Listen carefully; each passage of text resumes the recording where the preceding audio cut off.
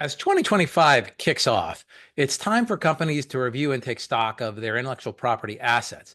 This applies to every company, whether you are new to IP protection or an old pro. I'm Scott Hervey, a partner with the law firm of Weintraub Tobin, and I'm joined today by my partner, Tara Sattler. We're going to break down how to review and safeguard your company's most valuable intellectual property assets on this installment of the briefing.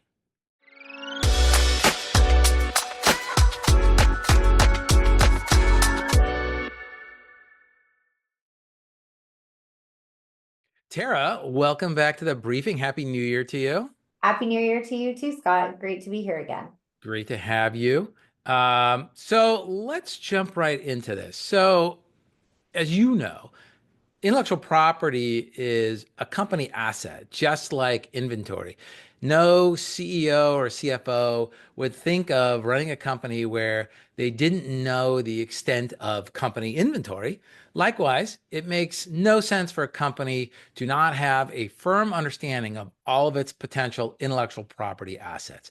Even companies that regularly take steps to protect intellectual property through, for example, registering trademarks or registering copyrights, should yearly review their IP assets, and this can prove to be very beneficial.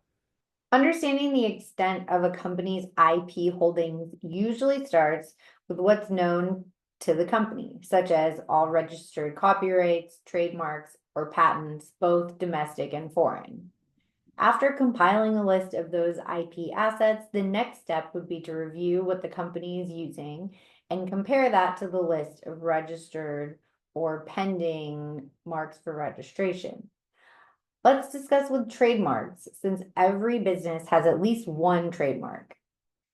Outside of any registered trademarks, check your marketing and promotional materials, website, mobile app, and social media. If these materials show use of trademarks, logos, or slogans that are not already the subject of a trademark registration or application, then these marks should be cleared for use to prevent unintended liabilities, and they should be considered for possible registration. And don't overlook company social media accounts, as you mentioned, domain names, and toll-free numbers, which may also serve as potential trademarks. Does anybody use toll-free numbers anymore? They're I not as don't popular, know. not as popular as they used to be. Uh, and be sure to confirm that all domain names and social media accounts are registered to the company.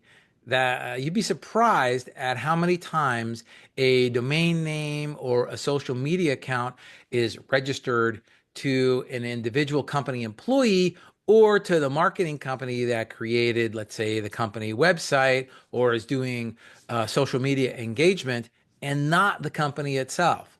Also, if the company has changed the graphic user interface to any of its technology products or has changed product packaging, point of sale displays, or product designs, these may also be protectable trade dress. That's right. And next up would be assets that are subject to copyright laws. In reviewing for copyrightable content, check the company's website, marketing materials, manuals, YouTube videos, podcasts, posted content on Instagram, TikTok, social media, and other social media, photos, software, blog posts, articles, white paper, and all things like that. While the cost of registering every piece of content may not be economical, companies should at least maintain inventory of all copyrightable works and then make a decision from there. Right, I agree. So let's talk about patents. So on the patent front, a company should always be aware of any new inventions under development, and it's good practice to investigate the status of any inventions developed by company employees during the past year. Such inventions may be protectable under federal patent laws. Now, an inventor must secure a patent application within a very short period of time in order to prevent the work from falling into the public domain. And that's even shorter internationally.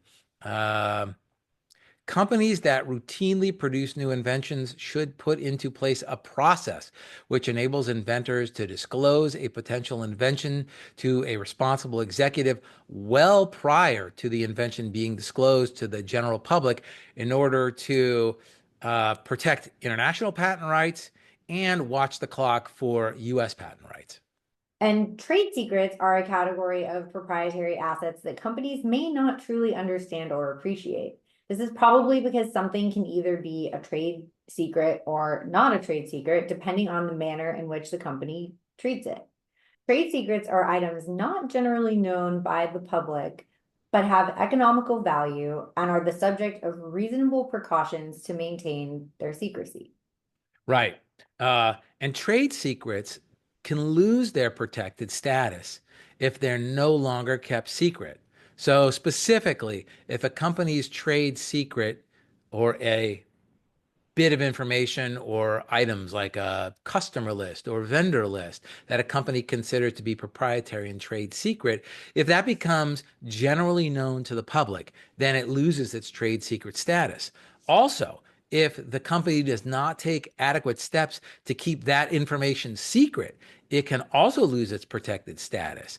Now, this includes physical security measures, also contractual security measures, and internal policies regarding data sharing. Right. And it's worth noting that unlike patents or copyrights, trade secrets have no set duration of protectability. However, this protection depends entirely on maintaining the secrecy, like you were talking about, Scott. If the information becomes public or the owner fails to take reasonable precautions to keep it secret, the trade secret then loses its protection. Right. Yeah. And trade secrets, as you said, they have no set duration of protectability. So some companies choose instead of filing a patent, like for example, the the formula for Coca-Cola. My understanding of that is that it is a trade secret.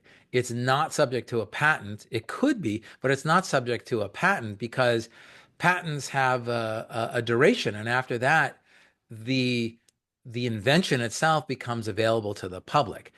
But as long as a company keeps something secret, like the formula to make Coca-Cola, that can live on forever. Um, so let's talk about items that can be protected by state trade secret laws. It includes source code and related documentation, customer lists, employee knowledge, training and experience, proprietary technologies, definitions and formulas, specifically developed customer information, sales practices, negative information, such as negative results from research and development projects, and customer and consumer surveys. Each of the above could constitute proprietary trade secrets depending upon whether its owner took reasonable steps to maintain its trade secret status. And a special note about customer data. In addition to regularly reviewing IP assets, a company should regularly make sure that its privacy and data use policies comply with the manner in which it collects and uses customer and employee data. In the US, privacy laws are generally driven by state law, but there may be applicable federal law depending on the nature of the information collected. That's a great point. And data security and customer data laws are changing rapidly and continue to change yearly. And also, like you said, if a company conducts business internationally, it may have to adhere to the privacy laws of foreign countries. And what company that's providing either goods or services online is not doing business internationally? Almost every consumer product company that sells online is doing business internationally. Yeah, that's right, Scott. So now I think we've talked about IP assets that are known to a company. So the other thing that companies should do is to look into what may not be known. Sometimes marketing departments and independent divisions spin out valuable intellectual property assets that, for one reason or another, never made it past the desk of general counsel or a responsible executive. Now, that's a good point, Tara. Also, intellectual property rights acquired by way of contractual agreements may sometimes be overlooked. Items that were developed or created through the use of independent contractors, such as consultants, photographers, website and application developers, other software developers, advertising agencies, media firms, graphic artists, etc. They may be company assets depending upon contract terms. If the company intends to own all of the rights, including any intellectual property rights in these types of works, works created by these independent contractors, then the agreements with these independent contractors should have proper intellectual property vesting language, such as work made for hire language or and an assignment provision, or both. If the agreements with these independent contractors were only verbal, or they didn't, or were written and didn't contain proper IP transfer language, then the company needs to make another resolution. Make sure that it actually owns the intellectual property it paid for, because it doesn't. Sticking to this resolution would include a review of standard independent contractor and employment agreements to confirm that they have proper assignment language and proper confidentiality provisions. So unintended liabilities can also result from a company's interaction with independent contractors that have been hired to create something for the company. Whether it's a website designer hired to redesign a company website, a software developer hired to work on a company's app, a graphic artist hired to create a new logo or artwork, or a marketing professional hired to create social media assets. We've seen countless instances of these types of vendors taking shortcuts and borrowing assets from existing sources. So unless a company executive is closely managing these vendors when they do their work, it would be difficult to determine whether or not they engaged in acts that may be considered infringement until the time that the company receives a cease and desist letter or something even stronger than that potential. Right. Our podcast audience couldn't really see you, include the air quotes around borrowing. I mean, I can't tell you. We see a few of those letters every year, and our clients are always very like, how did this happen? We hired this company to create this new logo or to create this white paper or to do X, Y, or Z. And this always comes up.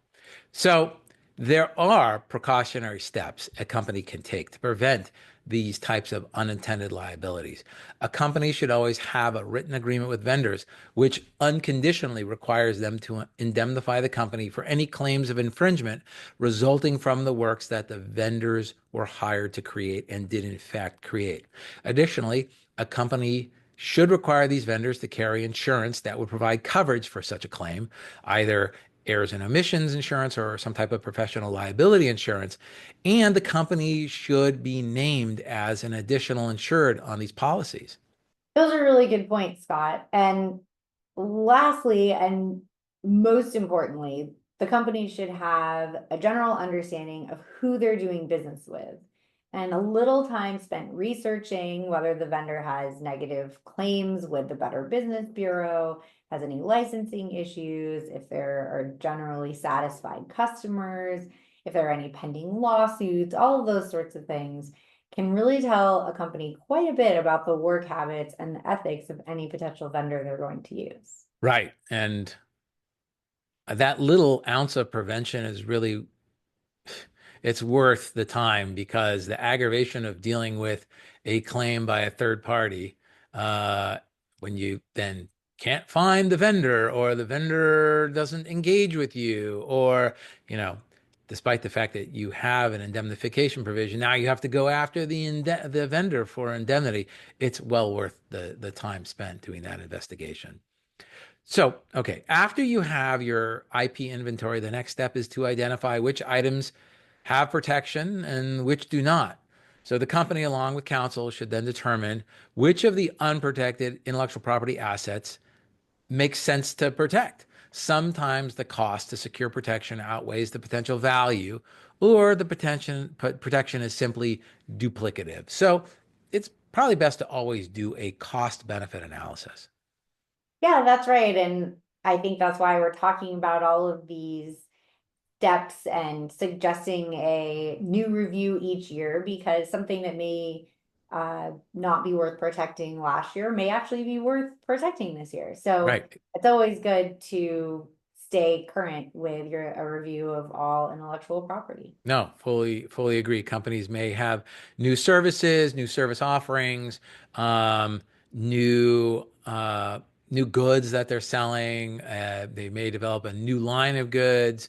They may have a spin-off company. So companies should always be looking at their IP assets. And those IP assets become very important when a company is sold or when you are the purchaser of another company. It's quite a good thing, and it saves a bunch of time to have the list of IP assets in hand because in the event of an M&A transaction, you're gonna have to put that all together. And if you haven't already started, it's gonna take quite a bit of time to put that entire list together. But time well spent. Right. Thanks, Tara, for joining me today. Thanks, Scott. That's all for today's episode of The Briefing. Thanks to Tara for joining me today. And thank you, the listener or viewer, for tuning in. We hope you found this episode informative and enjoyable. If you did, please remember to subscribe, leave us a review, and share this episode with your friends and colleagues. And if you have any questions about the topics we covered today, please leave us a comment.